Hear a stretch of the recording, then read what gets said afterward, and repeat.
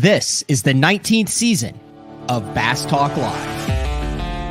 BTL is presented by Bass Cat Boats, Strike King Lures, AFTCO, Pro Guide Batteries, X Zone Lures, Shoreline Boat and RV Repair, Spro, Gamakatsu, Big Bite Baits, The Bass Tank, Denali Rods, Beatdown Outdoors, and Sunline.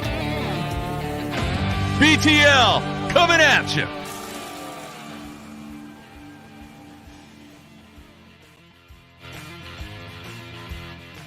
Good morning and welcome to another exciting edition of BTL Bass Talk Live, where we're going to talk about bass fishing. Hard to believe we're already through another week. Have had a great run of shows this week. Ken Duke, Bill McDonald on Monday. Got into some really interesting stuff with Ken Duke in the second half of that show. And then yesterday, some of the hottest underground smallmouth bass baits that are currently on the market with Pete and Trevor from Omnia. Today, we have one of my favorite guests. He is he's a BPT pro now. Finished sixth in the invitationals and punched his ticket to the BPT. And I mentioned on the show yesterday, I'm going to bring him in. It is one and only Grae Buck, who looked like he just robbed an outdoor show with all that Z-Man Elaztech behind him. What's up, Grae?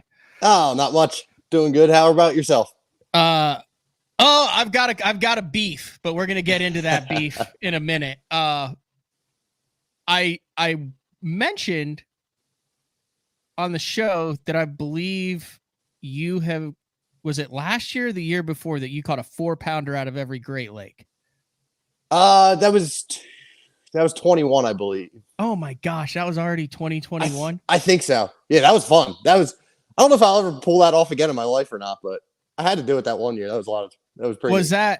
That was kind of a mixture of, oh my gosh, I'm like a couple of lakes away, and then you actually went out of your way to do that? Or how did that whole thing come about? Because that's ridiculously hard to do.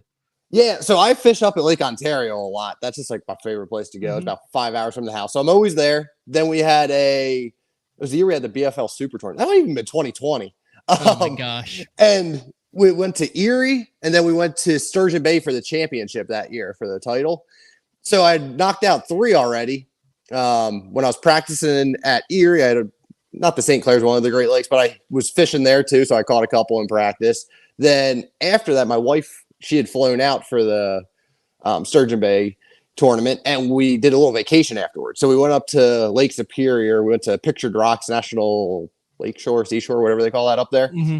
So I had the boat with me, so we went out on the water, and we're looking at the big sea walls they had there, big rock bluffy stuff there. Well, of course, I had to make a couple casts while I was there, and found one little spot that had a sand patch with a little bit of rock on it, and I caught like a 4.5. And my mind really started rolling there. I was like, I think I only got Huron to go now. So, on the way home, I did a little couple-hour detour and made sure we stopped on Huron and put one more in the boat. All 4-pounders too, not just the smallmouth, but 4-pounders on all 5. I just learned yesterday there are 5 Great Lakes, so I'm going to use that stat. All 5 of the, I thought there were 6 for some reason. I don't know why, but a 4-pounder on all 5 Great Lakes, a 20-pound bag. Yeah, 4 are bigger. A lot of them were bigger than that. I think the smallest one was a 4. That one came out of Huron. I only had about 3 hours to fish before it got dark that night. Congratulations on making the BPT. I don't think I've officially talked to you since then, but that had to be both exciting, and you finished 23rd at the Mississippi River. I had Matt Steffen on. He talked about it. He said it wasn't exactly an easy tournament to do well in. There was a lot of anxiousness and nervousness going into it. How did you feel? And I mean, you were kind of in the position where you had to catch them pretty decent to stay up there, but I mean, it was very doable. Yeah, I knew a top 30 wrapped it up. So Obviously that was the goal for the week, but probably a 50 cut would have been good. Which is way easier to say than it is to do when it comes down to it. Like having been in that position in the opens a couple of times, like a 50 cut, you might as well have sent me to the moon in a couple of the times when I had to finish in the top 50. No, so with how that one set up with where the position I was going into it, I was completely locked into pool 8. I was not leaving. I didn't want to not make the BBT because I got stuck because of a barge. That was kind of my mindset. So it was good that I wasn't thinking about going around exploring. I fished pool 7 the last time we were there. So I had some history up there, but I fully committed to it. I found what I would call probably 3 groups of fish there. And the one ended up being a lot better than I thought it was the first day I kind of pulled in there. I was a late boat. There was 2 boats, but they didn't find the little like sweet spot in the eelgrass edge that I did. And I caught one on the top water right away. That was like probably 3-pounder, which good one on the Mississippi. And then kind of went dead for a little bit there. And then all of a sudden they started pushing these little shad into the edge of that eelgrass. And it was every cast with a chatterbait for like 5 minutes. They were all probably 2 3/4 to strong fish for the river. Yeah, it was lights out. I think I had like high 14 that day. And it really kind of jumpstarted me. And they did catch them better on the river than I thought it was going to, just from how practice went. Normally 12.5 pounds a day there, solid. And it was a little bit higher than that. And then I just knew the next 2 days, if I could go out and put 12 pounds in the boat, I'd be golden. So that was. Had you seen that in practice, those little shatter? Was that like one of those things where you went out, you knew you had to have a top 30, and all of a sudden you were like, a gift from the fishing gods? No, well, I caught fish there. And they were blowing up on shad the whole time. So I knew they were there. I was surprised only 3 guys started there because it wasn't like a secret spot. Like everybody should have found this, I felt like, but luckily. Were you like, hey man, like it's I'm fishing for the BPT here. Just back off. Not on day 1. Day 2, the 2 guys started there again that did the first day, and they had 10.5, 11 pounds, and they gave me a lot of space. Yeah. It was very nice of them. They knew it was kind of on the line without me even have to say anything. And then I was the only one that ended up making the day 3 cut. So I had it to yourself. Yeah, it kind of fizzled out at that point. I think I caught 3 there that morning. It was weird. Every morning I'd pull in there, throw a top water, make like 2 or 3 twitches with it. I'd catch a 3. So it was a good way to start every morning. But then it just kind of would die out, and I'd have to pick up a chatterbait, a swim bait, and kind of finesse them a little bit more with that sort of stuff. And then that last day I ended up catching a 4-pounder, biggest one I caught all week, on a chatterbait in a spot that it was probably, 5 miles from there, just a little eelgrass edge that kind of narrowed down and had some current going through it. And it was cool because that was the one that put me into the Bass Pro Tour. Like I knew it was wrapped up at that point. So to finish it that way, if you go over to my Instagram, you can see the video of it. I don't get too like emotional or fired up on the water too often, but I kind of had a lot of pent up frustration, I guess, from missing it by a little bit last year. And it all came out. Was that harder being back in the same exact position that you were? I think you finished 12th last year. Yeah, it was 12th, and they took 10 last year. So I missed it by 7 points. Was that harder going through a whole nother year, knowing that you were like 1 bite away from not having to do the whole dog and pony show of the invitationals again? I think it made me want it even more. Really? Like if you asked a couple guys I stayed with this year, like it was dark to dark every day. Like there was no letting up, and I really wanted it. So I'm glad it worked out. I put a lot of effort into it. I mean, are you pumped? You're already getting ready for, you don't even know what the schedule is next year, but you seem like a guy who's like starts preparing for something way in advance. Like it's just based on the wall behind you. Yeah, no, I'm excited. It sounded like it was going to come out last week, so I'm not sure what the holdup was. Hopefully we'll get it this week. And no, depending on where everything is and how it lines up, I might even go start pre-practicing them now. Go do some idling time. I love to spend 2-3 days at a lake if I've never been there before, and just graph it and use your Lowrance and just check out the whole size game, get it all dialed in. If you looked at my waypoints for a lake that I've probably been to once, it's stupid. I put so many down, but I mark every tree, every boulder, everything. And if I can figure out what's going on the week of practice, like the official, at least then I have that everywhere in the lake and I can run it. And I just feel more comfortable that way. So let's walk through this. So you get on a lake you've never been on. Uh-huh. You have, let's say 3 days let's say 4 days, because you don't have any kids. You'd spend however many days you want out there, Grae. You spend a week out there if you wanted to. You put your boat in, and everything you see on side imaging, you'll mark. So you'll have 500 to 1,000 waypoints by the time you're done pre-practicing an event. Now, how are you managing those? Are you putting like different icons? Because that would just be a disaster, because none of those have you have caught a fish on. It's all preemptive waypoints. No, exactly. I have an icon that I use for boulders. I got an icon for like smaller rock. Lawrence has a tree that's I use a green one to lay down, a blue one's a brush pile, and a red one's a stump.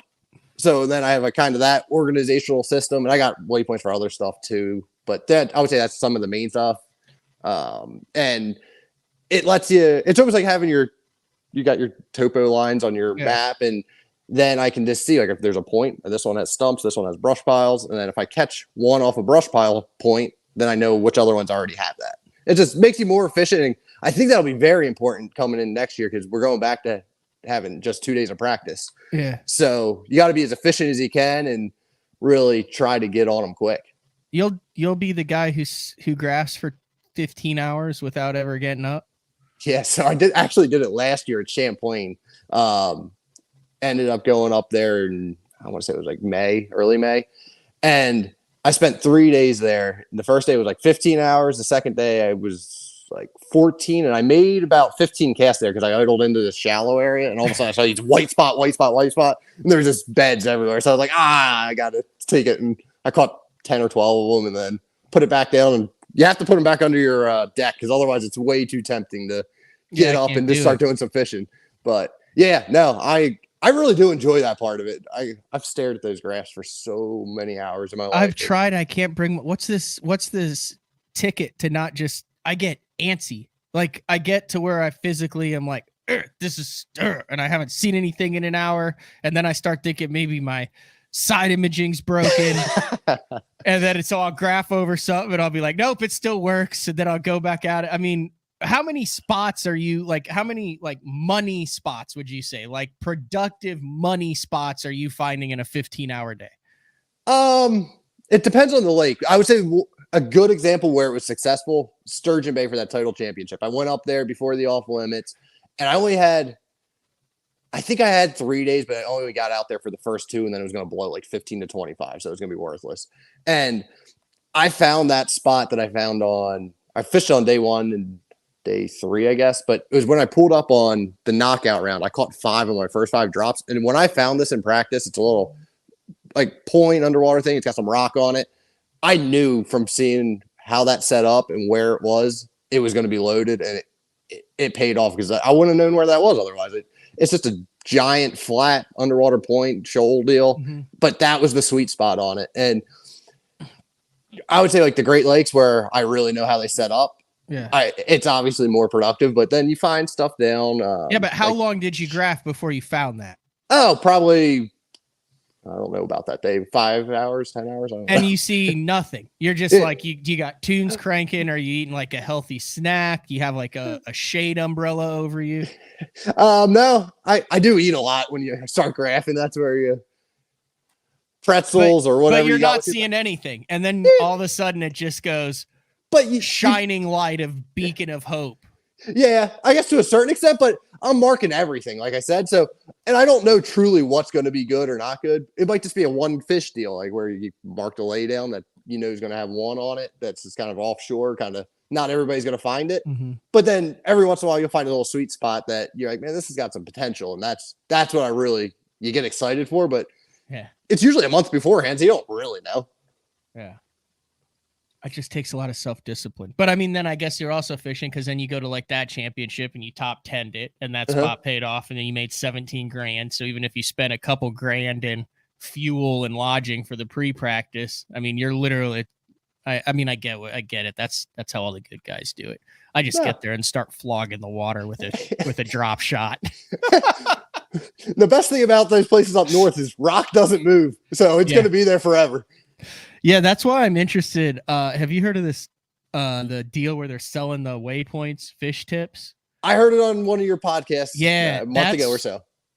That's where it's real. It's one thing, I think, if it's like, hey, you know, they're Carolinas, so they're like, hey, here's where the bigger bluebacks are, they're schooling or something, because that's going to change. That's like pertinent information. But when you start selling stuff on the Great Lakes and glacial deposits and boulders and drifts and all that, man, that's stuff that like your kids will be able to drift. You know what I mean? Like in 30 years. Yeah. No. I mean, unless it's super shallow or on silt, it ain't moving.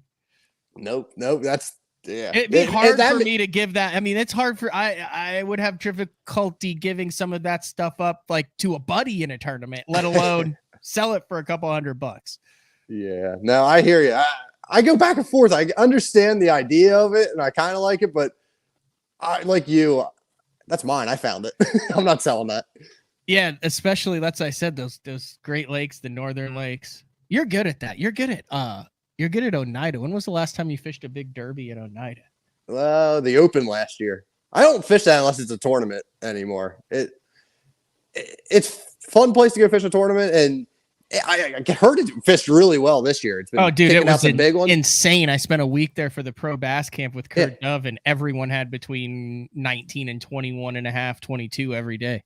Yeah, see, now that's fun. It didn't used to be like that. You used to have to go out there and grind to catch 15 pounds, and I knew if I drove another hour and a half up to the river, I could go catch 20 to 25. Yeah. And so maybe I got to start making that shorter drive again and go play out there. But it was also because there hadn't been 250 boats absolutely assaulting it for 5 days. You could roll up on anything and catch them. So yeah, that place does not handle the pressure of the big tournaments well, and that's what makes it really tricky. And I think why I've always done well up there is just that idling time. I've gone up there in April before the grass all gets grown and kind of can get dialed in with what should be the best. You've idled every square inch of that place, haven't you?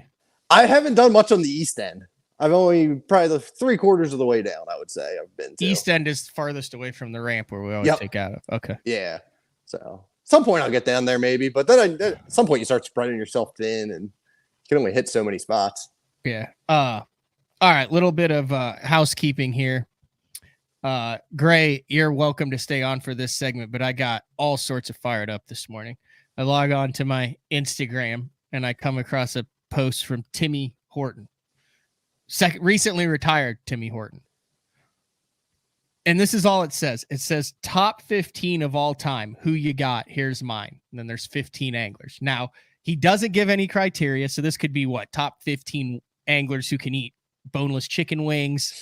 It could be boat drivers. It could be tackle junkies. You don't know. But then you get a feel for it pretty quick. And he had 15 of these.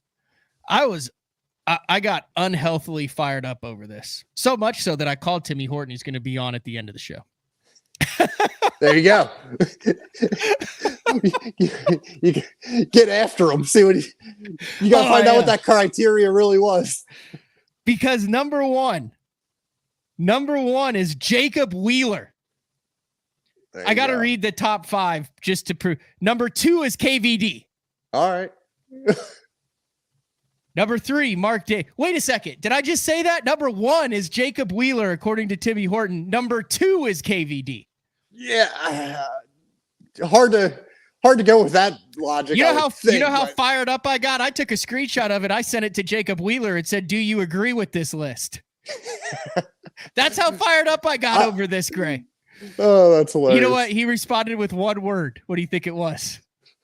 Probably not. He said no. No. But anyway, so like I said, this is all in fun. This is what podcasters and sports announcers and stuff dream of, because there is no right answer to this. It's an age-old deal, top 15 in any. But I mean, Timmy forgot generations of talent in this list, and that his criteria wavers drastically. Anyway, Jacob Wheeler, KVD. His reason for Jacob Wheeler is he wins practically every round he fishes with MLF and is still not 35. Won the first 2 elite events he ever fished. No one has ever done it at a higher level. Now, this is obviously a subjective list. Let me see if I can make it through this list without throwing my phone.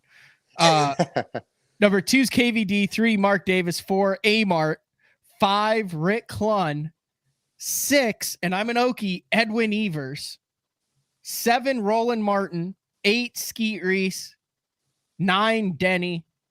10, Jordan Lee. 11, Larry Nixon. 12, the Hack Attack. 13, Bill Dance. 14, Davey Height. And 15, Ott Defo. Now, when you discuss lists, you got to talk about lists like human beings are inanimate objects without feelings, hopes, dreams, desires, or souls. because you have to be able to objectively, you can't be like, well, if he listens to it. So you have to take that out of the equation that they're actual people with feelings when you're discussing where they belong on a list. You agree? Sure, absolutely. I might be able to help you with that because I don't know most of them.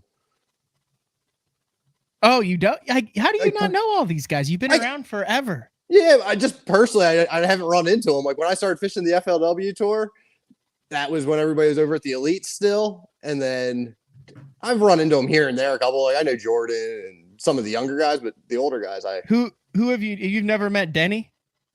Never have. Really? No. Rick Harris says he's awesome. I would love to go. Dude, Denny is the man. Yeah, I'd love to go down there to Amistad and go fish with the two of them. Have you met Davey? Nope. How have you've never run into him at a media event, a classic, anything? No, I ran into him at a gas station at Champlain last year, I believe, when they were getting ready to go. Him and a couple of the other media guys were going back out for just to go fun fishing the day after the tournament got over. It might have been 2 years ago, whatever that was. But yeah, no, never really had a real conversation with him other than just talking to him for a few minutes. I need to get out more. Anyway, long story short, Timmy's going to come on the show and we're going to dissect the list. You're a bass head. You follow everything. Oh, you're more than welcome to stay on. Do you know Timmy? Know who he is, but never talked to him. Okay. Well, you can get introduced to Tim Horton. I've actually spent a lot of time on the water with Tim, and his, he can get out there. I'm not going to lie. He can get out there. I mean, he spent a whole year on the Elite Series taking a handheld scale behind stage and walking around weighing everyone's bags before they went up on stage. But he's also a brilliant. That's interesting, though. What were the scales right? He was just making sure everything was above board, Grae. I like that. I never even thought about doing that, but it does make sense. But he might not be healthy, but yeah, he's a really good business mind. You know, he talked about what he's done with his crankbait, the Azuma crankbait, and the Profound Outdoors. And you know, when he came on, he had a decade run as a top 5 guy. Yeah. So, yeah. What was that? 2000 when he got started? The year he won Angler of the Year? And somewhere around there. And he always had the pro style jersey with the flowing locks, and that green and white is kind of iconic. So absolutely. How good would that look coming out of the back of a hockey helmet there? That would be. You are I did see that you're still lacing up the skates, which means how old are you now? I'm 33. Oh, dang it. Yeah, no, I'd already quit men's league and all that by 33. Does it hurt now? I haven't touched the ice in 5 years. A little more sore, but I haven't been playing a ton with the fishing season. I've played, I guess, 3 times in the last probably couple of weeks, but that was just because we kind of wrapped up. During the summer, if I get out there once or twice a month, I'm happy, but it's about to get real again where I'm going to be out there. I play in the fall and early winter. I'll play on 3 or 4 teams, so I can play 2 or 3 times a week and get a little exercise. I get decent again, and then I start traveling for fishing, and then all the hands go away, and I can't breathe when I come back in between tournaments and all that. You won the championship yesterday? Yeah. That's the team I've actually played on. I was 16 when I joined it. My dad was playing on the team at the time, a couple of his buddies. So I would get off my high school practice on the other sheet ice, walk across the locker rooms and go play on their rink. Like 10:30 at night, and I was in probably 10th, 11th grade. You have to be 18 to play back then, but nobody gave me too much of a problem. There's been a couple hockey players. You probably do. You know the name Darren Schwenkbeck? I know the name. I can't picture. He's from up there in New York. He used to weigh in Elite Series tournaments in an Amsoil hockey jersey with the tie down and a fight strap on it. Oh, no kidding. Yeah, that's awesome. Played like federal hockey league professional level. Like the $100 a week type stuff. Yeah. Those are guys that are going to square up with you no matter what goes on. Yeah, there's been a couple hockey guys. But all right, we're going to take our first break of the show. When we come back, more with Grae Buck. It is Wednesday. August 23rd. Boy, I got a bunch of stuff I got to get done by August. I haven't even started. That's not a good sign. Wednesday, August 3rd with Grae Buck. We'll be back. Maybe we'll get into some stuff on that wall behind him. BTL later. The new Puma STS has been redesigned from the ground up. With the angler, design, function, and performance in mind, nothing on this new offering was compromised, and the only thing carried over from the previous version is the name. Based on the Soft Touch series hull that started with the flagship Jaguar, this new model is nimble and performs incredibly well at all speeds with either a 250 or 300 horsepower engine. Featuring a new 96-inch wide-body footprint, this hull measures out at 20 foot 7 inches in length. Industry-leading design coupled with tournament-winning performance. The Puma STS from Basscat. Feel the rush.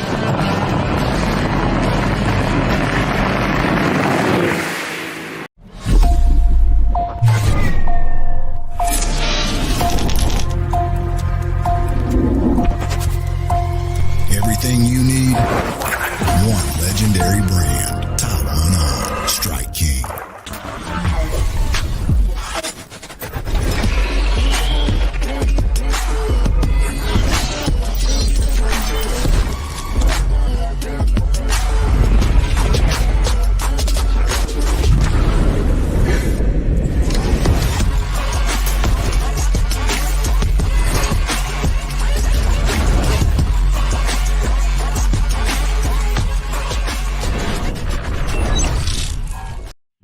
Elite Series Pro Daryl Gleason here. My Pro Guide batteries keep me going on those long tournament days and long practice days. Always plenty of juice, never fail.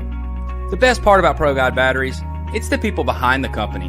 They have over 40 years experience in the battery business, keeping all of us fishermen out on the water longer, catching more fish. Check them out at ProGuideBatteries.com. What's up, Bass Talk Live fans? Brandon Polnick here. And ever since I won a couple Bassmaster Elite Series events on X-Zone Lures, I've been getting a bunch of questions of what makes them so special and different. And really, the truth is, it's in the details. The little details, things like no cheap fillers in their plastic. That gives you more lifelike action, more realistic and vibrant colors. But don't just take my word for it. Go to www.xzonelures.com and check them out for yourself. Shoreline Boat and RV, dock rash, storm damage, collision repair, that deep scratch or gouge from trying to access that secret creek. Shoreline Boat and RV can get your prized possession back in mint condition and looking good on the water, fast. All repairs are done in-house, so they're able to get your boat or RV back to brand new, quickly. All Shoreline's work comes with a rock-solid warranty. Find out more at ShorelineBoatandRV.com, Kansas City, Austin, and Tulsa. We are back with 2024 BPT Qualifier Grae Buck. Did you celebrate like when you knew that you were in there? Like, did you go out and just tear the town down? I mean, lacrosse is per like bars per square mile. I think at one point was #1 in the nation. Yeah, like not kidding. Really, that's pretty crazy. I can believe that now you say that. When you drive through town there, you could really see it. No, I didn't up there when I got home. My wife had balloons out at the mailbox and all that stuff because she doesn't travel to the tournaments with me normally. So yeah, I got home. I got done on day 3 and I started driving. I wanted to get to the other side of Chicago so I didn't have to fight traffic there in the morning. So I got kind of after, but I was just calling everybody and talking. Everybody was calling me on my way back, congratulating me. So that was fun. It was the quickest 17-hour drive from La Crosse home that I've ever had. Yeah, I love those long drives. I've only had like one of them, a long drive after a good tournament, but it does go really fast because you're like kind of high for the first 5 hours. Then you're on the phone. Then you get in a deep conversation. Then all of a sudden you realize you're halfway. There's a whole system to it. You just fly. Yeah, no, it's amazing how much more enjoyable that is than when you have one of those where you lost the fish and it took to make the cut or whatever it was. And it drives you crazy. You just think about it. You're sitting there in silence on your way back. And yeah. I guess I might have said October 23rd or something before. He said, it is August 23rd. Not trying to jump ahead. Okay. One of the things I wanted to talk to you about was Z-Man. You're sponsored by Z. Either that or you just really, really, really like him or both. But and I talked with Pete from Omni about it, this moping Demiki rig deal that Gussie has done with he's using a Z-Man bait, I think. Have you gotten into that? Have you figured out this Demiki rig thing yet? Yeah, no, I've done it after he won the not the classic, but the first time they were okay, so like 3-4 years ago. Yeah, I was like, man, there's obviously something to it. I already worked with Z-Man at the time, so I had all the baits and I really put some time in with it. It's amazing what you can catch with that without you'll throw a drop shot at them, they'll swim down, look at it, and they peel off of it where they've been pressured, and there's something to it. It really is. You catch a lot more fish because of it, and I think it's just that you put it right in front of their nose where they don't have to make that effort to swim down at all. They just all of a sudden will open their mouth and just pick it up. Are you casting it or are you vertically? I'm casting it out usually, like obviously with your active target out in front of you. I'll pitch it out about 40 feet and try to hit those fish that way, and then kind of keep it right above them and slowly you don't want to go below them, because if you go below them, they don't usually follow it down. And then there's other times where you do that and they actually just start slowly following it, and you'll be right underneath it. And you kind of play with them then too. Why don't you think those fish will go down and below? Because I know that's the same thing with like a jerk bait with an Alabama rig. Why? I mean, you would think a bass would be like, okay, there's a shad 2 feet below me, I'll eat the dang thing. But you're right. It is really hard unless they see it above and follow it down. Mm-hmm. If you go below a bass, it won't go down for it. No, I think a lot of that is they might not see it when it goes down past them with how the angle of their eyes are on top of their head. I think they're made to feed up in that direction. So if they don't get that glimpse of it falling down, so if it's really clear water, obviously their field of view is a lot larger. But if they don't see it, I don't think that's just in their eyesight then. And that's why you don't get that bite. Nate wants to know, do you cast on top of them or cast past and swim it towards the fish? It sounds like you do a little bit of that. Yeah, that's usually the better way to do it, because then you have more control of getting that bait exactly the height. Because I try to keep it usually like a foot or so above them. You don't want to be 3 foot above them, because then they're lazy and they don't want to swim up to it. But if you kind of come right to them and then keep it just above, they come up and just sip it. Is there ever going to be a tournament or instance where that won't play if you want it to? I wouldn't think so. It seems like everywhere you go, there's suspended fish at this point. And as you get pressure on those fish, especially the like opens or the bigger tournaments where you have a lot of people practicing for it, it pushes them more offshore, and they're just going out there and trying to get away from everybody. So there's always going to be those fish that you can catch doing it. It's just a matter of how hard they get to bite. And it seems like some guys are really good at getting them to bite, like Joey Nadina when he won that one out there in your place. That's all he does. Yeah. So I'm not dialed into that extent but he's doing the Z-Man deal. Like he's got that scented jerk shad and he's putting that right on their nose. And that it takes a lot of discipline to commit to that. It's interesting you say that. I remember. So I tried to fish that tournament. Like I was like Bubba fishing it, right? Spinner bait, spook, 3.5, chartreuse square bill in the mud. And when I realized that was a real poor game plan on day one, I ran up and literally I ran past Joey in the middle of that basin down there, like right as your head. And I'm like, I looked at my co-angler and I'm yelling and I said, I'm screwed. And he said, what? And I said, I'm screwed.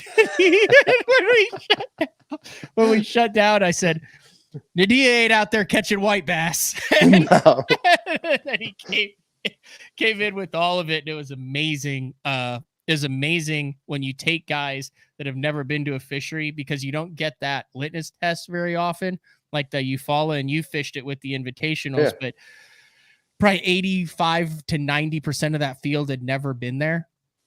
And it's very interesting how you guys will come to a fishery they've never been and just do things completely off the map that locals have just completely written off. Yeah, it's really is amazing, because you just come in with an open mind, and historically you might know they don't live in that bay or that section of the lake, and all of a sudden they figure them out how to get them to bite, because they are there. It's just whether they go suspend or maybe they're doing something weird. It doesn't make sense to us, but when you're a local there, I've seen that on the Chesapeake Bay when the elites have come there a couple of years, and you'll see this like there's no fish on that stretch of docks. There's only 1.5 foot of water. It's all silty over there, and they're catching them out of it. It's like, oh, what do I know? Your year was wild because, with the exception of the Mississippi River, which it's hard to have a freak show bag that 15 pounds, you had like one real outlier day that carried you. I mean, it was the difference between one day was the difference between 50s in every single event and like top 20s in every single event. Like you went 18, 12, 12 at Okeechobee. You went 10, 16, 18 at Clarks Hill. You went 18, 12, 13 at Eufaula. You went 13, 13, 18 at Lake of the Ozarks. And you went 8, 16 at the Potomac River. Like, that's crazy to have a mega bag every single day of the first 5 events. Yeah, no, and that's what you need to carry you through it. It drives me nuts. That Okeechobee one, when I caught them the first day, it was a lot of fun. David Walker was right next to me. He had like 25 or he was leading the tournament. I remember that. Oh, he was right next to you. Oh, we were talking. He came up to me. He's like, I forgot my cold tags. Do you have any cold balls I can have? So I gave him a couple. And you could just beam them and all that. But yeah, that one, we were around him in that next 2 days. Like I should have had at least that again, both of them. And I didn't put them in the boat. That's fishing. Like that's how it goes. But you need that one day to really kick you up. And then Clarks Hill, I drastically underestimated how much weight it was going to take there and how much largemouth we're going to play. Cause I had this spotted bass plan to go out there and catch 12.5, 13 pounds. And you see that I think I had 10 something. So yeah. Was that 10, 12 as spotties? Oh yeah. So and then you just said, screw that and went largey fishing the second 2.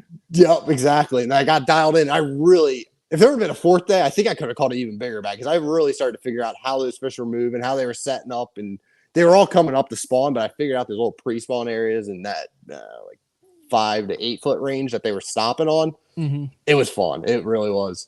And then another one like that Potomac tournament. I know the Potomac. I fished down there a lot. And to say I caught 8 pounds the first day, I don't think I even had 8. I think it was like 7 something. 7-13. Yeah. You couldn't send me out there and do that again all year. It just baffled me. I kind of committed to it, knowing the history of the place. Mm-hmm. I had an area that I got some really good bites in practice, and I thought I could swing on it and really have a shot at winning it. And there ended up being 2 guys at top 10 out of it. One was, of course, Brian Schmidt, and then another guy from exactly. And he only had 6 or 7 bites that first day, but he put them in the boat, and I only had 3 bites down there. And I was waiting for the low tide to show up because it's usually that last hour, 2 hours of outgoing is when they'll fire, but it wasn't until 12:30 that day. So I kind of committed to that area and just was hoping I could pick a couple off in the morning. And then once we finally started to get into that little sweet area, that I would put 2 or 3 good bites in the boat. And when that didn't happen, obviously I had to make some adjustments on day 2. And I went around the corner from the takeoff. The first 20 minutes, I had 4 for 10 pounds and then put another one in the boat a little bit later after that. So just kind of a miscalculation that day. And it still frustrates me because I kind of had that invitation or the Bass Pro Tour wrapped up pretty much going into the Mississippi, kind of like Matt did. Yeah. But it is what it is. It all worked out in the end. I mean, yeah, you'd have been rivaling Ron for the Angler of the Year. That's what I did. I just looked at it, and I mean, that was the one that you probably would have expected to be in the top 10, and that was your worst derby of the year. Isn't it funny how that works out? It is. I hadn't ever been to Eufaula or Lake of the Ozarks or Clarks Hill, and that's 100% preconceived notion, isn't it? That's a mental thing because it happens to so many guys. Fishing history is all it was. I knew what the potential was there and what could happen. And I saw Brian catch a couple of those fish that he was doing. So I knew they were there still. I knew they didn't just leave. They locked up. They didn't want to eat that day. It's a great list. You mentioned Stefan, but Marshall Robinson. Have you ever had a chance to talk to him out on the Invitationals this year? Yeah, but I've talked to him in weigh-in lines a bunch, and we were talking a lot there going into the final day at Mississippi because it was him and Drew Gill were battling it out, trying to get that last spot in the Rookie of the Year. So, yeah, I did. I talked to him. He's a very good kid. And then I actually had his younger brother, Mitchell, right after he won that, was it the national high school championship? he was my co-angler up on the St. Lawrence for the Toyota. No way. Yeah. Did he smash him? He only ended up with 4. He had a really good one. He had like a almost 5-pounder, and he had a decent bag. He had like 13 pounds with 4. So he was around them. It was just, I wasn't around a ton of fish that were real active. So I think I had 19 pounds, but I had almost a 6 the first day. But you know what? We had fun. Sorry, it reminded me. You could write a really good book, and we all could, on co-angling the St. Lawrence, because I've fished 4 tournament days up there, and I've had 3 co-anglers where I thought I had it under control, and all 3 of them had a different method to get the bait where it needed to be before my bait got there. Like the last guy. Okay, so I had the dude who used the real heavyweight. So when you're drifting, it drops straight down and goes across your drift. That's the classic co-angler on the St. Lawrence, right? Kill you. Then I had then I had the guy who would do like the pit cast behind the boat and then just work it like back up as you drifted. So he was constantly casting. But he was getting it down, so he was getting the reaction bite. He caught a nice limit. But then I had one that totally mind screwed me on the last morning. So he was standing in the back corner of the boat, casting behind the boat, but really in front of the boat because you're going backwards, right? You're visualizing this? Yep. But he was using a light Carolina rig, so it would peel the line out back, and then he would engage the reel and then drift backwards with his line behind the boat, which was actually in front of the boat where his bait was dangling, and then the weight, and he could see my graph up front. So he knew when I was going over the juice. Dude, in the first like 15 minutes, he had like 10 and a half, 11 pounds on 3 in the boat and was just boat flipping them, just cranking them on 18 on a C rig. Freaked me out, man. I mean, you can't defend against that. No, and I hate fishing tournaments out there where you have a co-angler, because that's exactly what happens. You can't drift the stuff like you need to. So then you're trying to spot lock on it and cast at it and make that presentation, but it's not nothing right. wrong. They didn't do anything wrong. I had great co-anglers, but I mean, the dude knew what was up, and he knew that I couldn't defend it, and I knew that I couldn't defend it, and he was just swinging that little crawl on the rig and just, and I mean, dude, just boat flip 3.5, 4. No, it does mess with your head though, because if you do it long enough, you know you're going to get your fish too. But you're running the boat. You want to be getting them first. You don't want to have to be playing that game. Yeah. So what are you going to do? What do you have planned during the off season besides a lot of hockey? Next couple of weeks, I'm really just working on getting everything lined up for next year, talking to sponsors and that sort of stuff. And then over Labor Day, we're flying out to Colorado. My wife and I will do a national parks trip every year.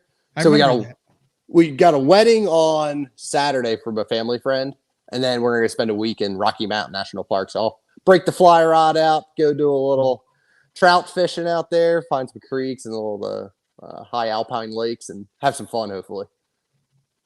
You're an outdoorsy guy. I just love fishing. I don't care what I'm catching. I went out. I went out offshore with my buddy. Off Jersey's coast. We went out to the canyons out there where we were trying to catch tuna. They didn't show up it was on Sunday. They didn't show up, but we found a couple of those crab pots that are just out in the middle of nowhere. And we trolled by them, and then we'd actually take bait and just pitch it over to them. We were catching the mahi-mahi off of them. It was a blast. We had a really good time. What's your oddest trip? Like, oddest species? Because I vividly remember catching, like, one of the most fun trips I've ever done is like there was a month where we caught carp on cicadas. Oh, yeah. And I loved it. Yeah, that's a fun one. I got really heavily into yellow perch fishing. I think I actually texted you the pictures of these back in March. I had never done that on purpose, where you go out there and catch them when they're all schooled up in the spring. And that's silly. That's catching. It's not fishing. You catch 200-300 of them in a day. And you're throwing back the 8 to 10 inches. You're keeping the 10 to 14s. That was pretty neat. I really do like going down to Florida and doing the exotic deal, catching the peacocks, the clown knifefish we caught this year for the first time. I haven't done that, but I do have a buddy who's like, hey, come on down. Next time you're down, I'll take you there. Are the clown knife fish as crazy in person as they look on the internet? They are, and it's the most bizarre bite. When you hook them, how they're like kind of like eel shaped.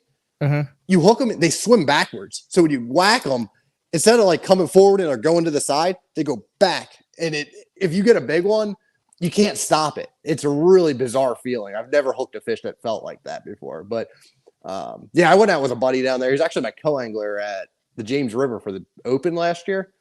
I wonder if it's the same guy. Is it Justin Jones? Yeah. Is that who you know? Yeah. So no, he's a good dude. I saw him at the St. Lawrence this year. Yeah, so that day we had the fog delay at the James the previous year. We were hanging out talking, and like, you talk to your co-angler throughout the day, but like we really got to know each other because we had 2 hours to kill that day. And he's an interesting dude. He is. He's awesome. We had a great time. I can't wait to get back down there and do that again with him. I've never caught the peacock and the clown knife, if not, but the yellow perch. Did I tell you I went out with Michael Simonton and brought my dad up, and we did 2 days out there on Erie? Yeah, you told me you were going to. I didn't hear. Did you guys catch them? Yeah, it was like it was the weirdest thing ever. So, have you ever seen a perch spreader rig? No. It's like here. I'm gonna. I don't even know how to draw it. It's the weirdest thing ever. So it's like let me see if this is. Oh, Uncle Frank would fire me for this. It's like a sabiki sort of deal, or no? No. Okay, so let's see if I could do that. Okay. So that thing in the middle is a weight. Okay. And then your line attaches to it, and then it's wire, and then you put your hook on the end of the wire with the spinners on it, and you drop that on the bottom and just like bang it off the bottom, and then the perch eat the ends of the two hooks. It's the weirdest thing. Like when Simonton gave it to me, I was like, this is dumb. And then so I was like trying to do all sorts, drop shot and the minnow and stuff like that. No, that thing works the best. No bait on the hook, just a you put a minnow. Blade? You put a minnow. You do put. Oh, okay. But I mean, dude, the thing is just. I mean, it looks comical. How heavy is that weight that was on it for the loop? Like an ounce. Oh, it's heavy. Okay. Like 3/4 of an ounce. Yeah, so it's getting down there quick. Yeah. All right. And they're on. How deep were you guys fishing? Like 19 to 23 on mud flats, and you just drop the anchor, and the fish like come to you. You just sit there, and he's like, "Oh, here come a couple little dots." It's so fun going out for a different species that you don't understand what's going on or how they set up. It just kind of opens your mind. Oh, 100%. It's not like a bass. They don't have to be on a piece of structure. They don't have to be in grass. Like the mud flat deal there. Why would they prefer that? But who knows? And it's fun. It makes it interesting and gets your mind going every time you're out there trying to catch something. You're kind of in the neck of the woods of salmon and trout and stuff, aren't you? Mm-hmm. Yeah. So I got to get up to usually Lake Ontario, like Salmon River, Oswego River. They have the salmon that come in there. I've done that a couple times with buddies. And then my grandfather and I used to go up and troll out in front of them and about this time of year in August. And you would catch them on like downriggers and stuff out in 50 foot as they were staging to go up the river. That was a lot of fun. We used to do that a bunch. And then the trout fishing around where I'm at, I'm still a little bit south in PA for it to be real good. But when I was at Penn State, it's like world class out there. Like some of the best stuff on the east of the Mississippi River, and fish Spring Creek a lot. Penn's Creek were two of the big ones. And can you get away from people, or those trout? Is it like Jersey fishing? No, so I would fish all winter. My favorite was like January, February, when your guys are starting to freeze or freezing, and there'd be nobody out there, and this fish would eat a little jerkbait better than anything I've ever seen in my life. So if you were willing to be cold, you could have it to yourself. But if you went this time of year through the early fall, you were kind of spot hopping each other. It's not like opening day of trout season, and like you're saying in Jersey or down in Pennsylvania where I'm at, where you're catching all the stock fish. These are still native ones, so there's not quite as many people out there, but it was fun. I really did enjoy that. I learned a lot about fishing current from that as well. Just kind of, you see the seams and the eddies and how they would set up on front sides of rocks sometimes, and it was pretty neat. Kennedy's big on that, on the trout streams impacting, like how that's why every time there's a flood or some crazy thing on the Alabama River or Pickwick or something, he's always right up in the mix and catching them. That's because of how he was raised and where he, all those little trout streams and seams and currents and eddies and all sorts of stuff. I know. And I have for some reason, a hard time figuring that out on the St. Lawrence River because it's so big. Like if you could be like maybe a drone or something and see how everything's really setting up, you would be able to, I think, dial it in better. Just my brain doesn't work that way when you're right there. Like, I can see the seam and I'll be fishing it, but there's a sweet spot in that seam if you could see the actual current, how it's swirling. Like that means there's no current, or there's very little current for a stretch the size of a room, maybe like just a 10 to 20 foot stretch where that boulder comes over or where the rock comes up and it creates that. I mean, so that's why those fish sit there, right? Because they don't have to work as hard to stay there.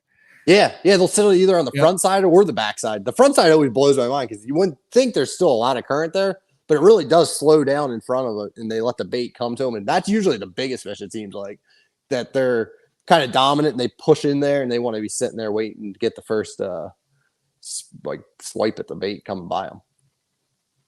All right, we're going to take the next break. We're going to try to get Timmy Horton in here. You're going to stick around for Timmy Horton because I gave you the list. You're now part of the list. All right. You're with me on that. I mean, there could be some changes to that list, right? I'll be interested to see what he has to say about his criteria, how he's coming up with this, because it's all over the place. Always politically correct. All right, we're with Grae Buck. I don't know. We're 50-50. We might just come back and close the show out if Timmy doesn't jump on. We might have to do an emergency BTL afterwards. But BTL on Wednesday, August 23rd. Grae Buck. Oh, I got a couple more Aquaview questions after. I think the last time you were on, I went real hard on the Aquaview questions. Yeah. And I think my line of questioning is a little bit more refined now.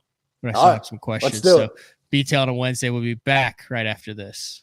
The great thing about the new Sensation soft plastics from Big Bite Baits, heavily scented, super soft, buoyant, comes in 7 great new shapes. I've got a couple of them of my signature series, the cliffhanger worm and the ramtail craw. Great for a flipping jig, football jig, swim jig, all that. Several other great shapes. Really excited about it. We've worked over the last year, catches fish all over the country, and I think it's going to catch fish for people everywhere you try it.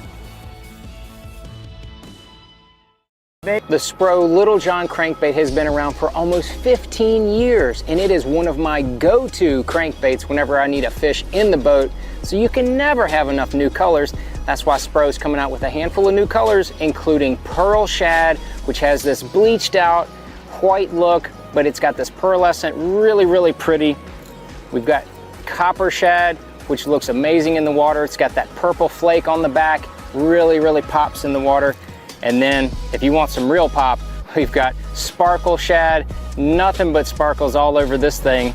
And then last but not least, we've got the matte Sexy Shad, just a really different looking color for a crankbait. So you want to give them a little different look, that matte Sexy Shad is definitely the one to go with. All these colors are available in the original Little John and the MD. Are you looking to install your own fishing electronics? The solution is the Bass Tank Power Harness. It takes the guesswork out of installation. No more voltage issues or interference. Designed by an engineer so that you can get professional results right there in your own garage. Installation done right with the help of the Bass Tank Power Harness. You can feel confident knowing that your installation was done right. The Bass Tank Power Harness. Give us a call or order yours today at thebasstank.com. Get the best patterns backed by tournament data. Start by finding the best 10% of your lake. Know exactly what to look for and what to throw. After that, just put them in the boat. Try the Deep Dive app today. Look at that beast right there. Have you considered purchasing new electronics for your rig? The type of mounts you choose to protect your investment should be part of the decision-making process. No matter if you prefer 1, 2, or 3 graphs up front, Beatdown Outdoors has a solution for you. Adjustable, versatile, rigid, and made in the USA. What's your ultimate electronics setup? Check out the full selection of Beatdown Outdoors products by visiting beatdownoutdoors.com. I'm the kind of guy that never leaves the house without a pocket knife, and Gamakatsu's come out with the EDC series of knives. EDC stands for Everyday Carry, so whether you're on the water or off, you can always have it with you. The best thing about it to me is that assisted open feature. With this D2 blade, you've got it right here at your fingertips. So if you can't find your scissors, you need to cut a knot, you need to cut your braid, you've always got it. Make sure you check it out. Never leave home without your Gamakatsu EDC knife. Born in Japan, using technology, innovation, and precision, Sunline produces the widest selection of fishing lines at the most technologically advanced line factory in the world. Manufactured at the strictest tolerances to produce victories at the highest levels of tournament bass fishing. From household names like Christie, Swindle, and Cruz, to young guns like Cook, Logan, New, and Welcher, they all trust Sunline to take them to the top of the leaderboard. Choose the line that will give you the strength to guarantee your confidence. Sunline. Hi, welcome back, BTL on a Wednesday. And every once in a while, an advantage of going live 4 days a week pops up. And I got up this morning, I did my usual thing. I get up, I brew a cup of Black Rifle coffee. Not sponsored, no affiliation with them whatsoever, just because they just support fishing in the outdoors. And they're in Walmart now. I go and I drop like $80 on Black Rifle every other month. Put in the Traeger. You a coffee guy, Grae? I'm not. I don't drink coffee at all. Never have. And you're always so energetic. What are you? Are you just natural energy? Apparently, I guess so. I'll drink iced tea every once in a while. Get a little caffeine that way, but no coffee. Too much time, I feel like, in the morning. I need to just get out there, get on the water right away. So I just kind of roll out of bed and go. I can literally have a cup of coffee by hitting one button. All right, well, maybe I got to start getting into it then. You should try it. I mean, I'm not doing like the filter. I know some of the guys are into like the natural coffee now. But anyway, the beauty of going live is you can have things on as they happen. Mm-hmm. And I've just pop up Instagram, and there's a post from Tim Horton 8 hours ago, which means it went out, I think, at like 1 a.m, maybe. I don't know. Maybe he was just reflecting late at night, but it's what was Timmy doing? I don't know. It's his top 15. And I will excuse you from this conversation if you want, but you are more than welcome to stick around. I would suggest that you stick around. Yeah, I'm definitely sticking around. It's going to go. All right. So there's Tim right there. What's up, Mr. Horton? Thanks for jumping on BTO. Hey, you know what's funnier than a 1 a.m. post, which you can't schedule too now, man. So I'm riding with my dad this morning, and Lord, I get a text from Matt. Said, "Man, you got to get on." And brother, I know how passionate you are about it. That's all that energy is what makes this so fun. Ain't no doubt.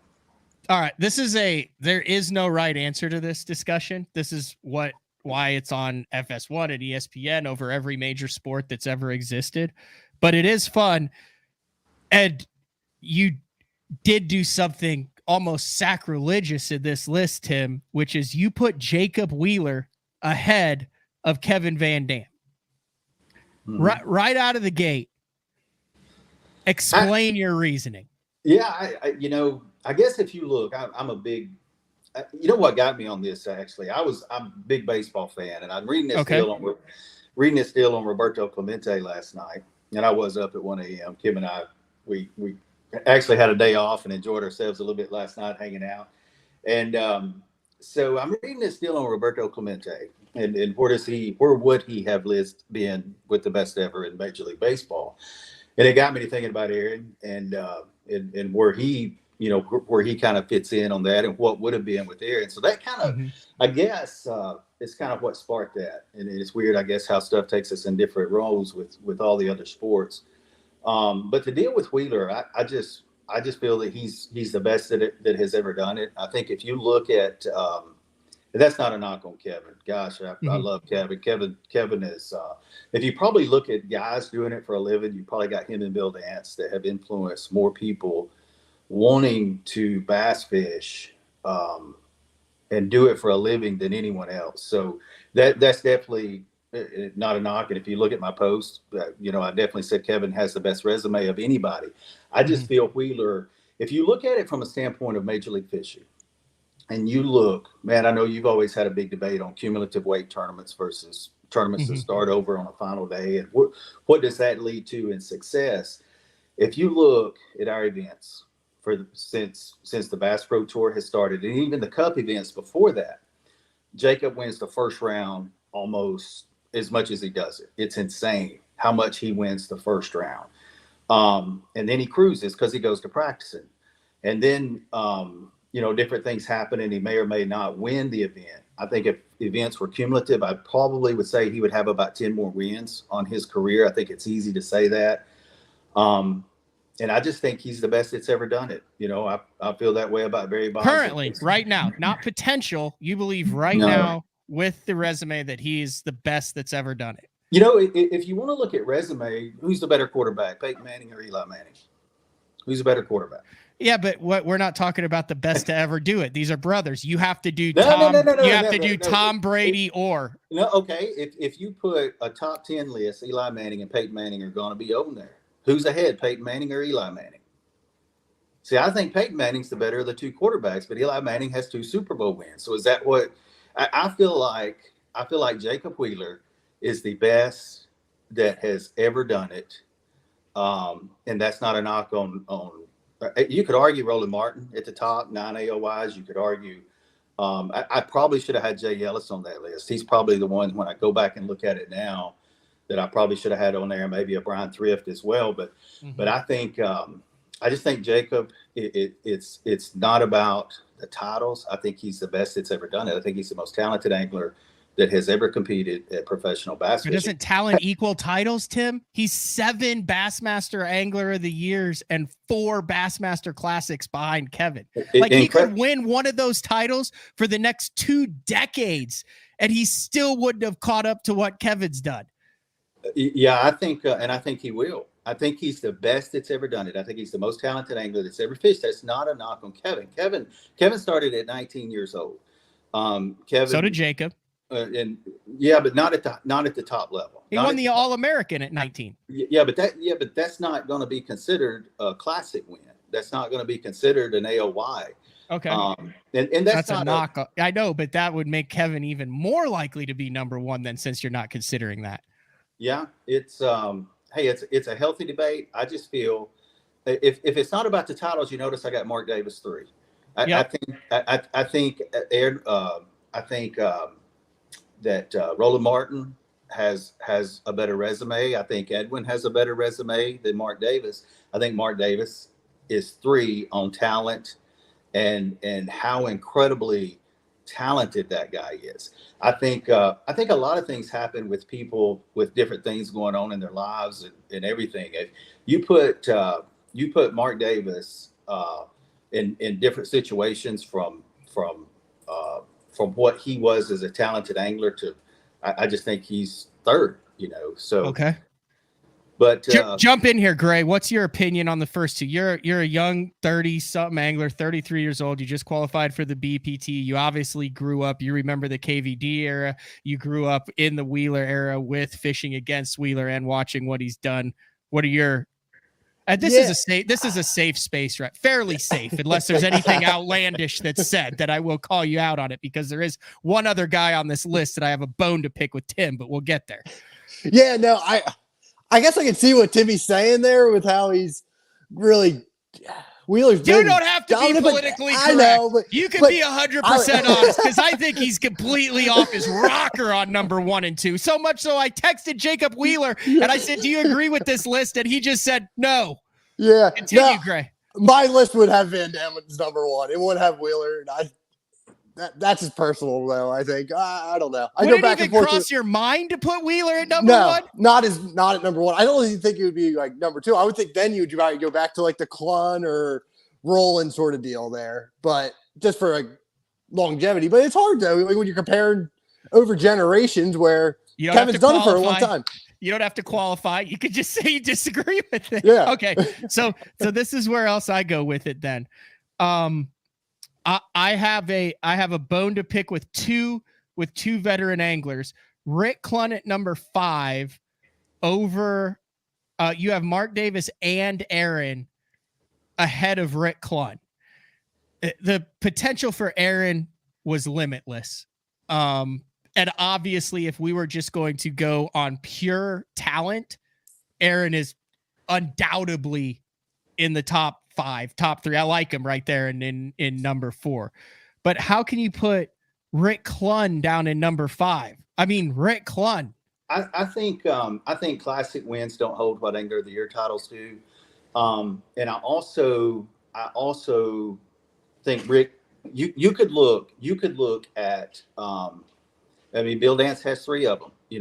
I think Rick has 1 end of the year title, and that's not a knock. That's not a knock on Rick. Rick's longevity, to me, what's the most important, amazing thing about Rick Lund, because I'm 50 and I know what it's like. The most amazing thing to me about Rick Lund is winning tournaments at 70 years old. To me, that's more impressive than his 4 Classic wins. And so I think that is, man, I want to ask you something. So we did an event together at St. Clair. What's that been, 4 years ago now? You and I were in the boat together on the practice day. No, that's probably been 5 or 6 years ago. Yeah, it was a while. It was a minute ago. You and I had the same argument. Do you remember that? Yeah.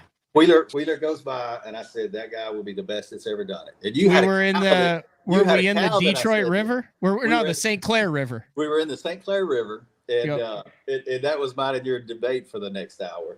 I'm gonna tell you a story. So we're in Maine at a cup event. This was about 6 or 7 years ago, and I'm competing against Wheeler. I don't remember who all was in my group. I know Ike was in it, Skeet was in it, KVD, Andy Montgomery. It was our group of 8 fishing that day. And it was a terribly tough lake for Maine. Most of the lakes in Maine are incredible. Wheeler's down going into the 3rd round. He's probably last or next to last. He ends up winning the Brown by like 40 pounds. He gets on a deal where the fish are just out over bait fish in 50 foot of water. And no forward-facing sonar on our boats. We had to use the Major League Fishing boats. And that is the typical of what we see, especially in the cup events when we have no practice, no knowledge of where we're going. And Kevin dominated cup events too. There's no doubt. The debate is there. The same thing with Jordan, LeBron, the whole debate. I personally think Wheeler has done it at a higher level than it's ever been done. And I think he's relentless. I think, when you're winning the St. Lawrence River and you drive 3 hours on your 1 day off to go fish Champlain, instead of getting your tackle done and come back and win the tournament and then go to Champlain and wrap up AOY. Mm-hmm. I just think those intangibles, to me, I pointed out Kevin has the best resume ever. Kevin, my favorite thing about Kevin is who he is. It's not his accolades. If you put that kind of pressure on people that you carry the sport around on your back the way Kevin has done, and your peers love you the way Kevin has had that happen, to me, that's probably bigger than to say who is the best that's ever done it. There's no debate about that. Kevin has transcended the sport. I personally feel Wheeler has fished at a higher level than anyone. And anyway, it's just having fun with something. No, I like it. But let me ask you this: you were one of the 2 or 3 guys from that 2007 to 2011 or 12 time frame that when we went to a TVA fair, I spent some time with you on Kentucky Lake. I've told that story on the show before. I mean, it was basically for a 5 or 6 year period, who's going to finish second? And the guy had 150 boats around him would still go out and would win. Like, what that was like out there on those lakes. I mean, did you not feel like you were one of 3 or 4 guys who, if everything went perfect, you could compete with them out there? Yeah, I would even say my best stretch was from 2000 to 2006-07. Kevin's was probably in that time frame that you mentioned there. I was fortunate, and a lot of us were, that I competed against Kevin during his best moments. Mm-hmm. And I think Wheeler, if you look at what Wheeler done at 33, with probably 5 years less to do it, at what Kevin done to 33, I don't think it compares. And I think you're going to see, unless something crazy happens with Wheeler, we never know in this world, but yep. I think you're going to see for the next 7 or 8 years, him be better than what he has been right now. Marty Stone said it best one time: when you're 25 to 30, you have the energy, but you don't have the experience. When you're 30 to 40, you have the energy and the experience. You're in the wheelhouse, Grae. Woo! There we go. I'm ready. You got it. So I think it's great debate. I think Edwin could be considered. Yeah, top you think Edwin could be top 3? Because I think you got him way too high, and I love Edwin, and I'll welcome a phone call. He could come on and discuss why he thinks he should be in your list number 6. But I think there's a lot of guys who have accomplished what. Now, is Edwin a discussion for the top? Like, yes, he's in the top 15, but I think there's a lot of guys. I think he's maybe like 12 to 15 if I was to make a list. See, I don't think it's about titles as much as how the tough thing about bass fishing is this right here. This is the tough thing. It's almost like the Daytona 500 in NASCAR. Why is that race bigger than anything else? It's just a weird phenomenon, and the Classic has looked at it that way. Let me ask you this: does the Classic hold the same credibility now that it did when Kevin won? I think the Bassmaster Classic is the Bassmaster Classic. That's not what I asked you. Do you think it still holds the credibility of those titles now the way it did 10 years ago before everybody went to the Bass Pro Tour? No. I agree. That's not a knock on the guys winning it. It's not. I think if you look at the Bass Pro Tour, that is without a doubt the best roster that has ever been in the history of bass fishing. When you and I'm gonna tell you, Jason Christie and Greg Hackney are now at Bass, or two. Yep. Hackney was on my list. Christie very easily could have been on my list. So Polinick needs to be up there too. Two Angler of the Year, 7 Elite Series wins, what he does for the sport, his natural talent, his average finish. Polinick is very deserving of that list. I think he possibly could be. I really do. That's not a knock on Brandon.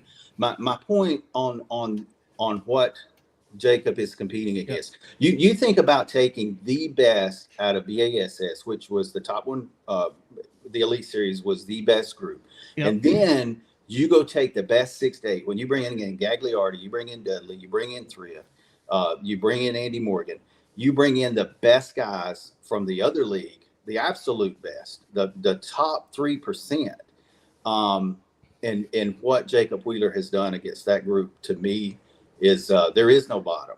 You know, when you look at the other leagues, there has always been a bottom 10 or 15% that's just not as competitive. There's not a bottom on the Bass Pro Tour.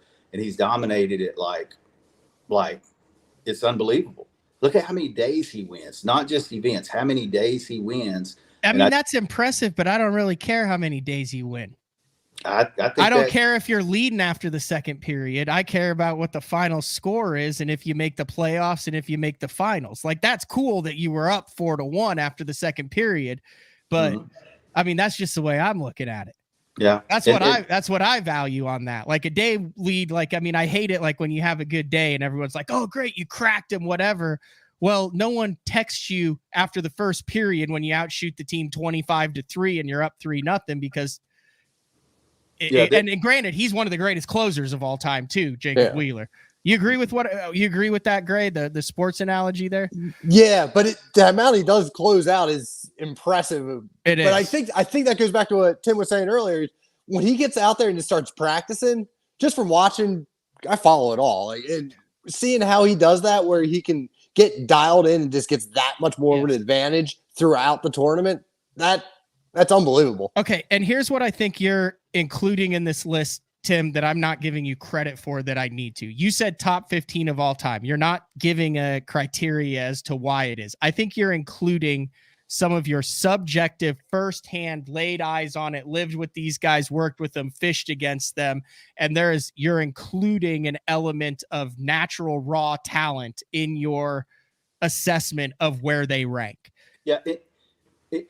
But I want to say something, man, on what you said about how titles are what matters, not winning a day. I'm going to tell you why that's different in our sport. Okay.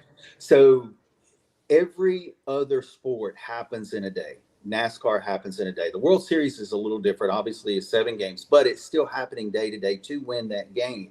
Okay. And it don't change. The mound is always the same. The football field is always 100 yards. The Daytona track is the same every day. If it rains, they all deal with the rain. What happens in our sport, you can have the mother lode found and you did better in practice than anyone else, and then the weather gets you. That's what makes, to me, winning days different. And that's why I keep saying I feel like Jacob has done it better than it's ever been done. It's not a knock on Clun. It's not a knock on Kevin. Those guys are the beautiful thing. Guido Hibden should have probably been on the list. I mean, he went through about a 10-year stretch that he was just incredible. Hank Parker. Nobody realizes George Cochran. See, now I'm going to tell you something on George. On George, great angler. Take away those 2 classic wins, and he's probably not top 40. See, that's where titles go in that are that make it different. I mean, George had years similar to me where he finished bottom at the Angler of the Year list. You know, KVD never did. Wheeler never did.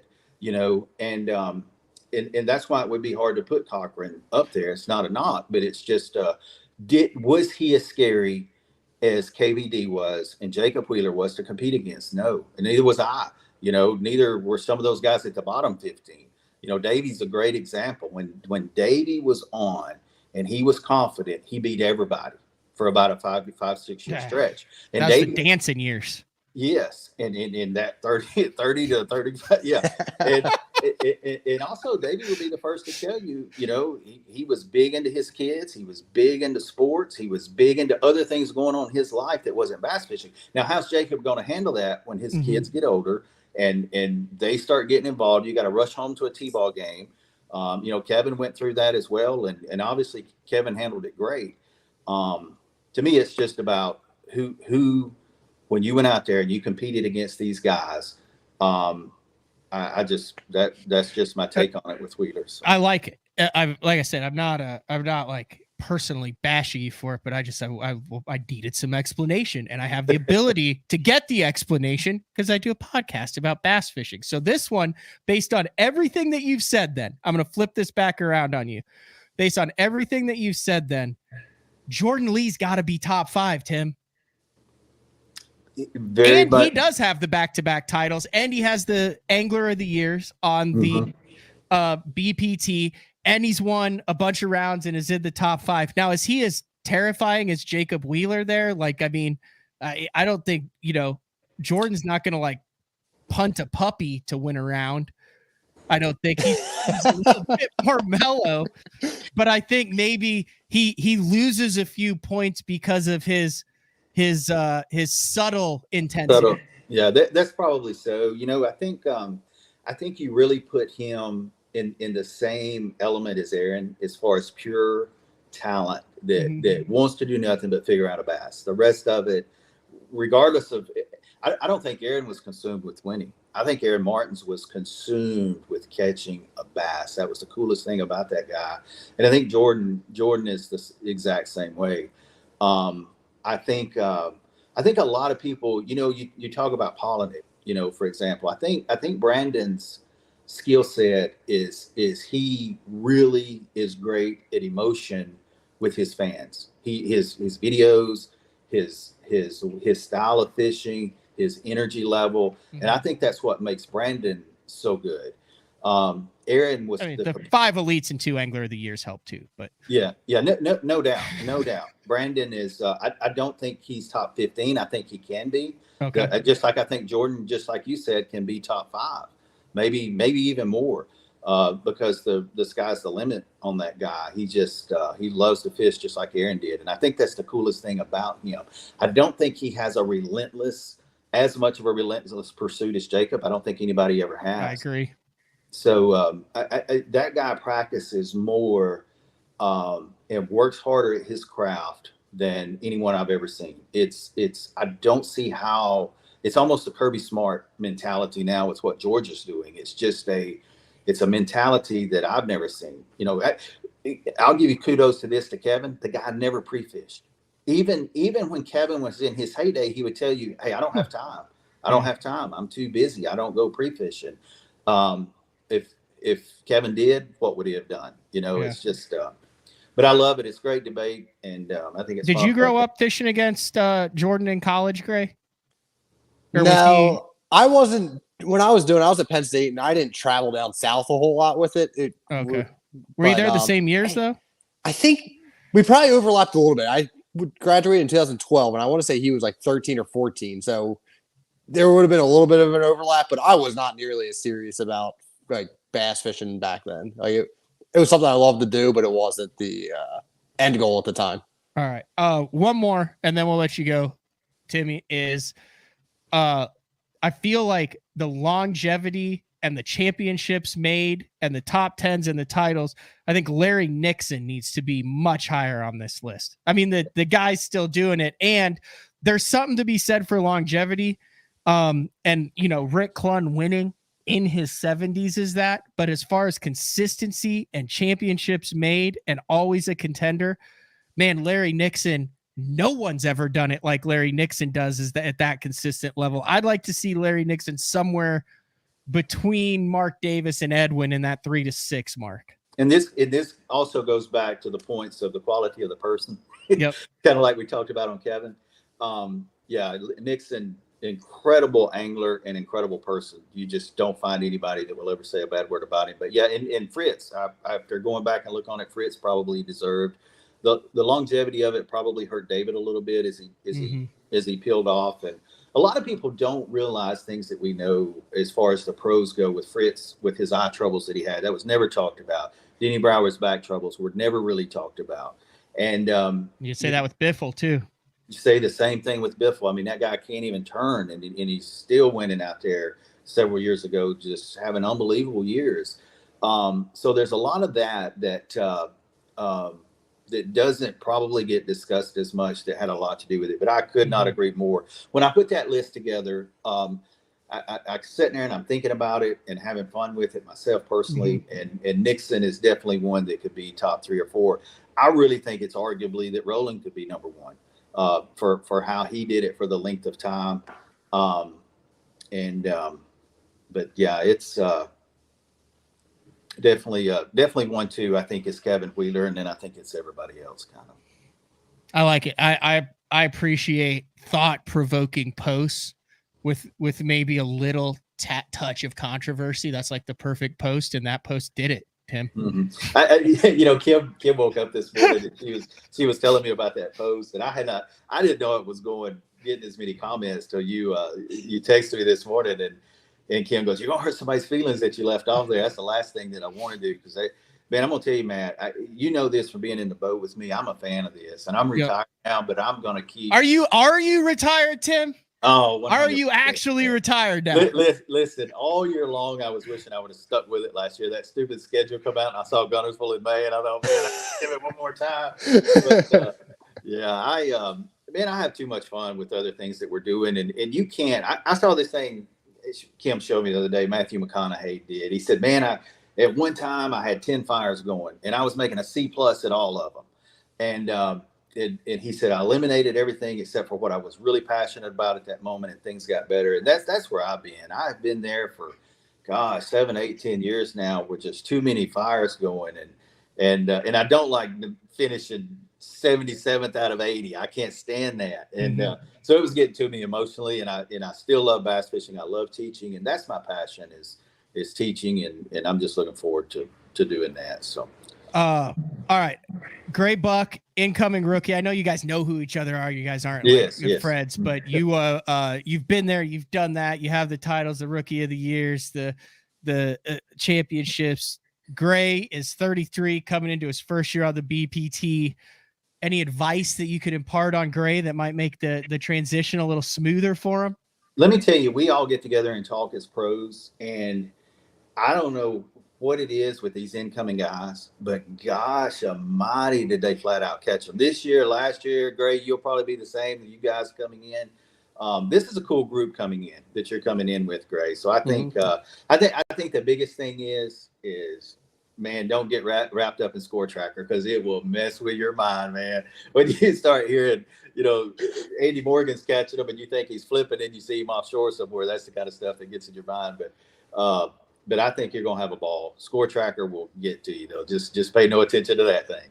All right, that sounds good. I've been on both sides of that. For that title championship, I was catching them like crazy, the smallmouth that one time. And then I actually got the fish, I think it was 21, the first BBT with you guys on the Rayburn, when I came in 3rd for Angler of the Year. I was on the complete opposite end of it and just getting my head kicked in. So got to eliminate that. Try not to listen to the noise and just do what I like to do. Well, when you qualify for those limited spots, you don't stumble into it. So you know what you're doing. You're going to have fun. And the guys that have come in are just kicking tail. So look forward to watching, see how you do, man. Thanks. I appreciate it. You still got Willow Oak Lodge rolling? We do. That I was out with my dad feeding our deer this morning, and our hunts get started here in here October 15th. So that's coming up. So we stay busy with that, our Profound Outdoors lure company, and then just trying to create as much content as we can, and helping somebody catch an extra bass or two. So that was a fun one, Tim. That was. I love it. Hey, we could have had a whole show on this. Just break down everyone in the category, So. Oh yeah. Oh no, I called Ken. Here were my calls. I texted you, Wheeler, and then called Ken Duke. Ken's who you need to have on for this. Ken would. I just had him on the other day, and he was losing his gourd over the list. He was like, "Well, if I was to come up with that list, he's like, it would take me. I would need some prep time because I would have to have criteria that was weighted and then put it on each weight, so there was some statistical analysis to it." And he's like, you can't just say this guy's really good and put him high on the list, but you can, because it's your list and it's fishing, right, and it's objective and subjective. And I am now, while I disagree, I understand where you are coming from with the list and how you had some different weightings in there than I would have used. But that's the beauty of the game and the sport and why we all follow it and keep coming back to it. Yeah. Hey, the thing about Ken, he would not have to look up any stats. He knows them all on his head. It's I would respect his list. You need to tell him to put one together. I'd love to see it. All right, we'll do. All right, Tim. I have one more question, a couple more questions about seeing fish underwater for Grae. You're welcome to stick around for the AquaView portion. You good, Grae, for another 5-10 minutes? Yeah, I'm good. Or I can let you go. I know this was last minute. I greatly appreciate it, Tim. Yeah, oh no, I'm good. Hey, I'm gonna help out. Grae, best of luck to you next year, bud. Can't Thanks, wait Tim. to see how you do. And Matt, you're a fan of the sport, and that's what gets me going, man. All right, enjoy your retirement. See y'all. All right, guys. See ya. Bye. All right. That was interesting. I still vehemently disagree with the list, but it kind of makes sense now because he's been around him. He's fished against him. He's implying a lot of his subjective talent that he has witnessed with his own eyeballs into that list, which I still don't see how you don't put Kevin number one. You got your butt kicked by him for 3 decades. Everyone did, not just, and Tim was one of the few that could hang with them offshore for a 10-year period. So he knows how hard it is to do what he did. He's faced both of them, so I guess that's where he's going off of. This is probably the most recent thing he's seen, so that's maybe fresh in his mind. What is that called? Like a recency bias or something like that? Yeah, I think that's where you go with. But yeah, no, I still agree. I think Kevin, you can't not go with him as number one. All right. I did want to get a couple selfish questions about the AquaView. I've talked to you about the AquaView in the past. Mm-hmm. I know that it's played a massive role up north. Guys still are right now, in my opinion, the AquaView, especially up north, Clearwater Fisheries, is like 2018 Live Scope. You got Scott Martin where you're trying to figure out why the hell he's always casting where his trolling motor's pointed, but he's not really explaining why. Is that a fair assessment, Grae? It is. It really is. And it's getting bigger and bigger, and you see more and more boats with them on there. I would love to know right now in the Elite Series, they're practicing for the St. Lawrence in Ontario. How many of those guys have an AquaView? You think it's half? No, I think it's a third. Really? You don't think it's caught up that yet? That much? No, I know it hasn't, because that would be trickle down to the opens and all that. And I think it's not openly talked about as much as it is, because those guys know how much of an advantage they have. Like, I've been talking to guys, and maybe I shouldn't even say this because they're like, well, that's the last time I tell that. But they're dropping AquaViews down and banging them on the bottom to create the silt, and watching all the fish swim into it and then pulling it up, not even fishing, and going, okay. And knowing exactly how many smallmouth, how big they are, gauging how big they are based on the shape, the shadow, the outline of the fish, what its forehead looks like, where its eyes are in relation, and literally dumbfounded that people are actually fishing during practice. Yeah, no, I'm right there. Like, I picked one up. The first year was 2020. I was going out to Lake Erie, and one of my buddies was like, it was Becker. He was telling me about it when we were going out there. He's like, you got to get one. He's like, there's so many walleye and drum and bass mixed together. He's like, you can't be efficient. He's got to drop it. So I was like, all right. So I reached out to him. It was one of my contacts I actually had through Z-Man. So he sent me one, and I was like, man, this is really like you learn a lot with it. So I started playing with it, and then the last couple of years I started working with AquaView after that. And I think there's more guys than you think even that using it that just won't talk about for those exact reasons. So like I got the partnership with AquaView, so I gotta kind of promote it and talk about it. Yeah. But I do some guide trips on the side, and I love to idle in. We'll go graph something, and I'll drop a camera on it so the guys can really see what they're looking at and put the whole picture together. I can't tell you how many guys have gone out that right after that and bought one, because it changes how you fish and how you practice. And if it's a place you go to a lot and you have like 2 lakes, say, around your house, and you're really dialed in on it, go drop that on areas that you fish and catch them already and see what's down there for real. And it'll help you immensely in breaking down the rest of the lake and finding those little sweet spots and putting more fish in the boat because of it.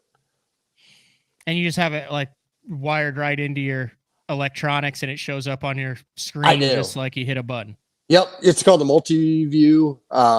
It hooks right to the HDMI port in the back of my Lowrance unit. I believe Garmin has one of their units. You can do the same thing. I don't know about Humminbird. I'm not as familiar with them, but the display is awesome because you got that great glass on your fish finder. And then I like the bigger one. I use both. So there's the Micro Revolution. I actually brought that one over during the break, but it's a little guy. If you're looking to get started and you don't have a unit that's capable of hooking up, it's tiny, quick and easy. It's got this little reel. So your line management, super easy. The other one, you have to fight a little bit. Fishing. Yep. Yeah, exactly. So you drop it.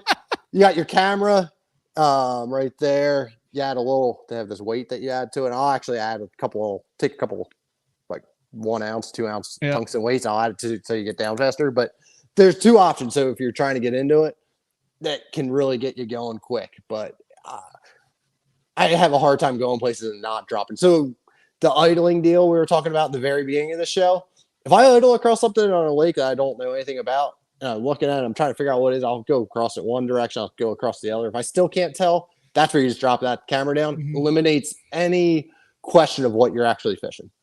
How does it work? Like, let's say you've only got let's say it's like a grand lake that has decent visibility, but it's not a clear lake. Is it still beneficial for that even?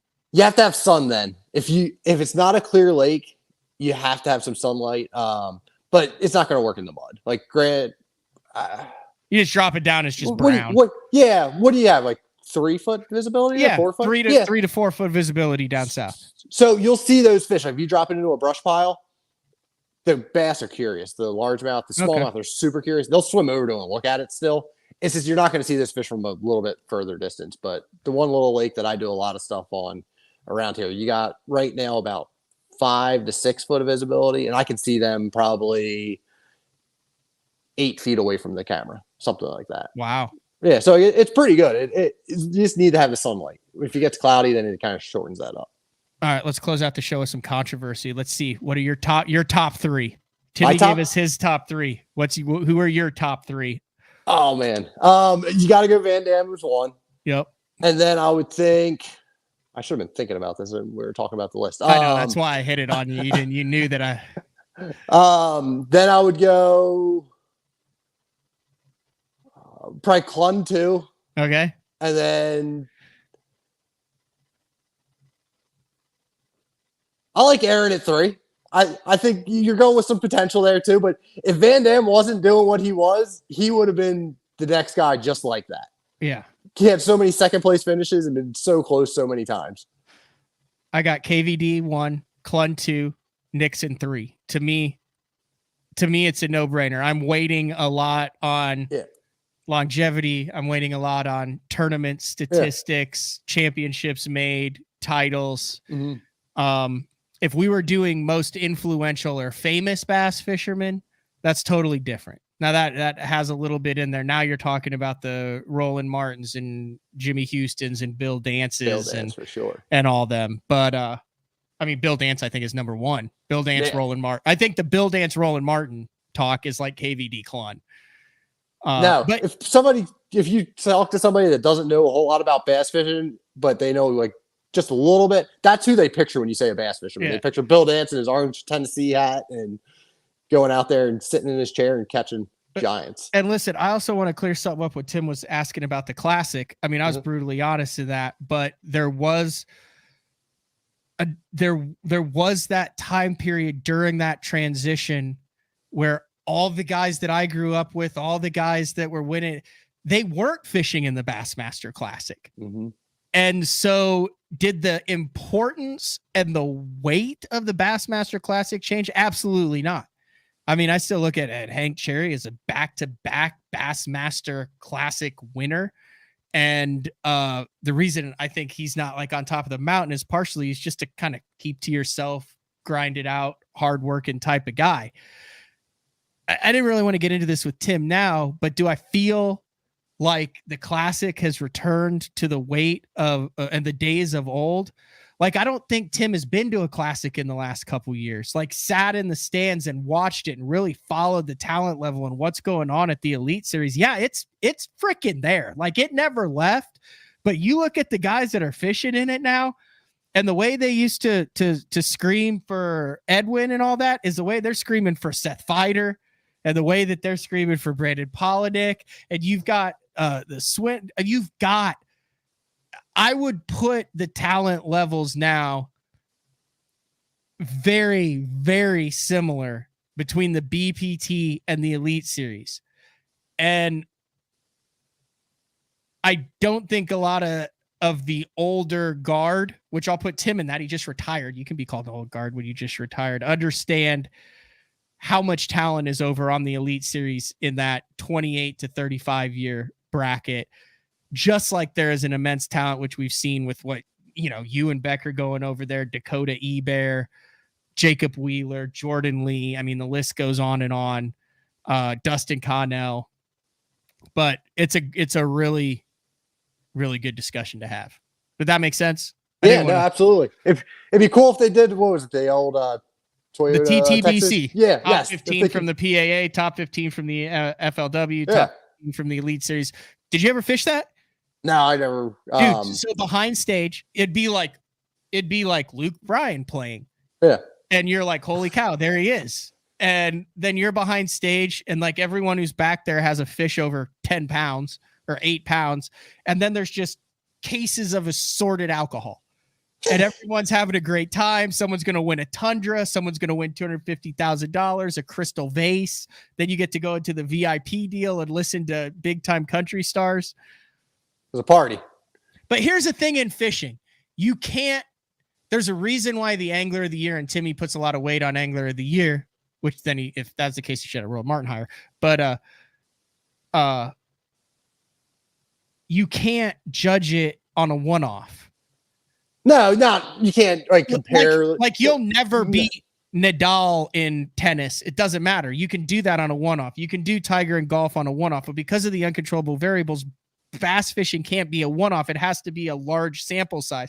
So you can't have like one tournament to determine supremacy. You would actually need remember when they did like the Canada Cup between like Russia and Canada with Lemieux and all them, and they had that series and all that? You would almost need like a Cold War series to determine who it really is. Sure. And at that point, it just needs to become one league again, and to be able to figure that out would be the only way for that to happen. I would be very I don't think anyone saw the LIV PGA Tour merger. Now that might have been more out of necessity because of how many zeros we're dealing with on the end and lawsuits and litigation. I would love to have a crystal ball and look into the future as what bass fishing is going to look like 5 years from now, because you have to remember, no one had even considered the thought of this MLF thing in the general fan base. And in a year and a half, it went from nothing to completely separate different leagues. And holy cow, we're counting every fish and it weighs a pound. And then think of how many changes it's gone through. This stuff happens, changes fast. Who knows what the hell we'll be doing in 5 years? Everyone might be fishing for the Classic. I can't imagine the Classic not being around. No, if they, for some reason, ever did go back into one deal, I think you have to keep it called the Classic at that point. I was kind of surprised with Major League Fishing when they bought FLW. They didn't call their championship the Forrester Cup. Yeah, well, because it had such prestige to it. It did. It had gotten, I mean, dude, I see it, you look at the list of winners and the ways that had gone down. That was all they had to hang their hat on when it came to like a pedigree, a longevity, was that Cup, and they cut it completely out. And I think the problem you're seeing is people caring about Redcrest. It's a great title. I'm not saying it's anything, but is the emotional connection there? Like, I didn't grow up wanting to win Redcrest. You didn't grow up wanting to win Redcrest. There's people that maybe grew up wanting to win Redcrest, and you're sideways now, but it's all good. And now he's gone now. There's people who grew up wanting to win Redcrest. They're like 14 or 15 right now. They're in college right now. So you have to be able to have the longevity to stick around to make it. Sorry about that. No, that's fine. I was just saying you have to have the longevity in it. Like the classic, you can't just be like, oh, this is the biggest thing. It's the Brian Kirchhoff, the Stuck in the Lock, the ounce tournaments, the history that's behind it is what makes it important. And you can't just automatically have that weight on Redcrest. And you started to have that, like you said, with the Cup. And I'm not saying it won't be there with Redcrest.